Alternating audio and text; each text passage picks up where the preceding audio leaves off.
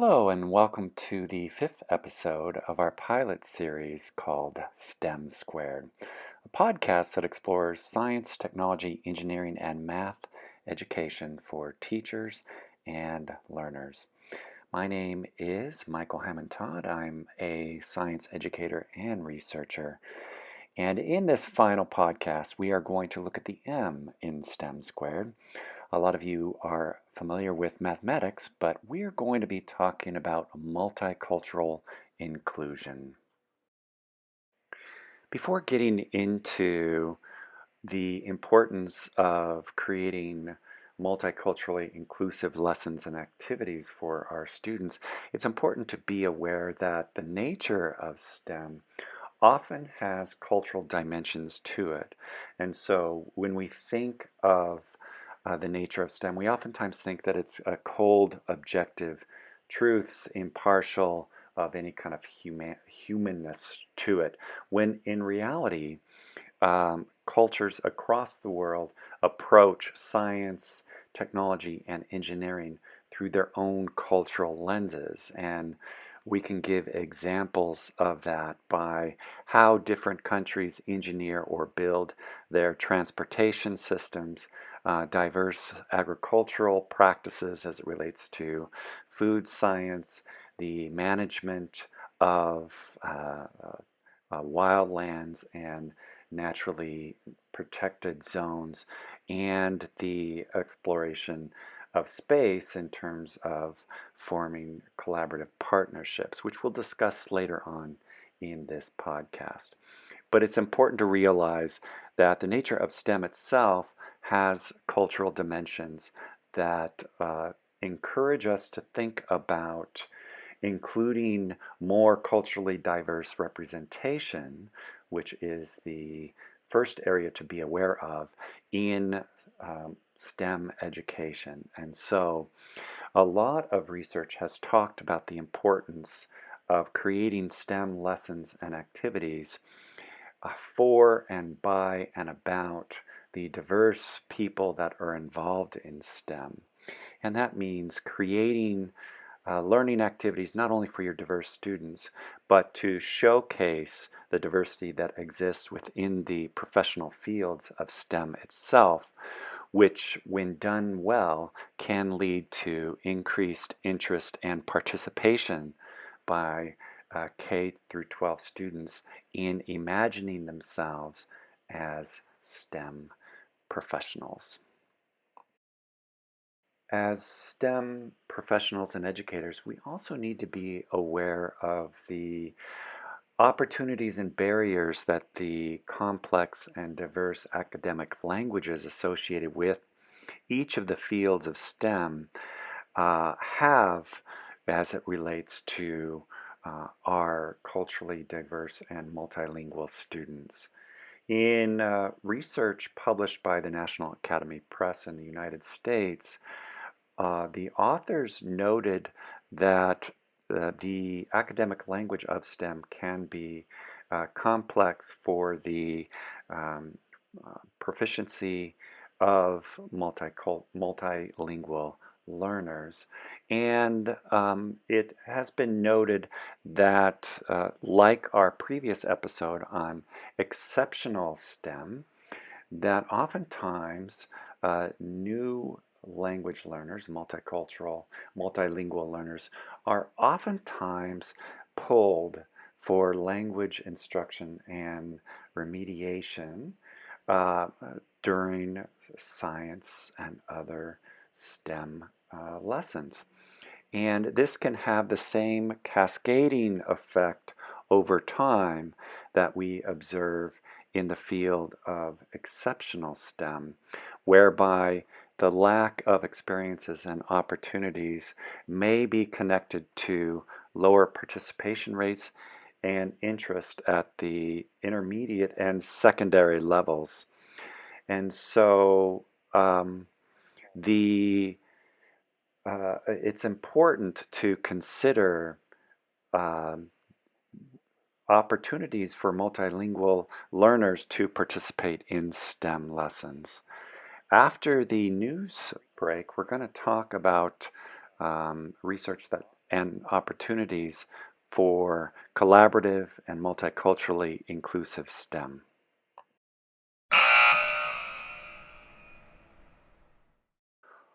One of the areas of STEM that I really enjoy most revolves around multicultural inclusion. And if we look at the news, we've been currently following the Artemis 1 project. And a lot of students oftentimes think that it is a strictly American or United States phenomenon, when in reality, if you look at space programs, you can see that projects like the International Space Station and or the Artemis 1 program that we've been following in this first series have many different nations participating. In fact, there are 21 nations, including Mexico and Canada in North America. And like like the Canadian participation in the Space Shuttle program and the International Space Station, Canada is providing robotic arms and expertise, including one of the very first astronauts that you can learn about in the 2024 mission.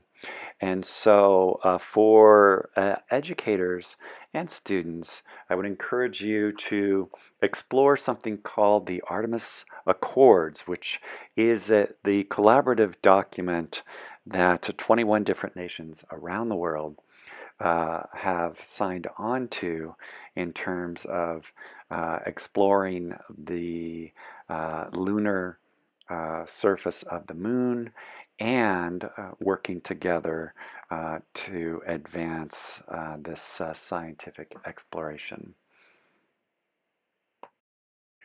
Also, you can see in different areas of NASA that there are some really great resources for thinking about Artemis 1 lessons and activities that can celebrate the multicultural diversity of the STEM professionals involved in the project and create opportunities for your diverse students to learn about the different engineers and astronauts associated with the program in ways that foster this idea of multicultural collaboration and inclusion in STEM.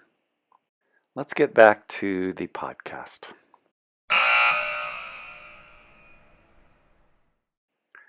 Welcome back. And in this final section of our fifth podcast, we're going to be talking about the importance of multicultural inclusive STEM. And so perhaps the number one benefit for multiculturally inclusive STEM is that it more accurately represents what's actually occurring within the STEM fields as diverse professionals ranging from scientists, engineers, mathematicians, and other experts are working together in the broad areas of science, nature, and engineering. And so by providing multiculturally inclusive STEM learning activities, you are more accurately describing the actual processes as they are occurring in society. And so creating lessons and activities that link your STEM topics to the diverse cultures and people engaged in them will benefit your student learners as well.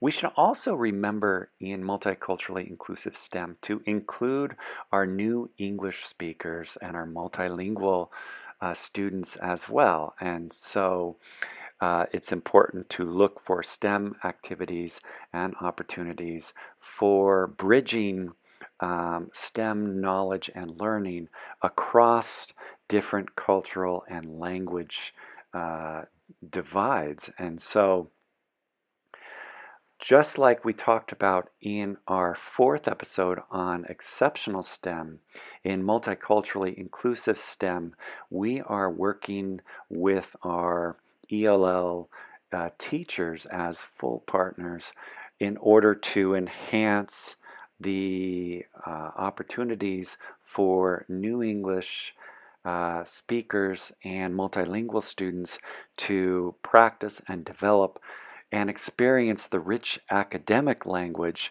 that is science, technology, engineering, and mathematics.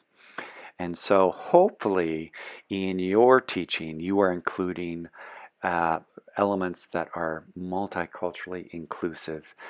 And if you are, we would love to hear your ideas and activities at STEM Squared, which you can do by contacting us via email at the STEM Squared website linked in the description for this podcast.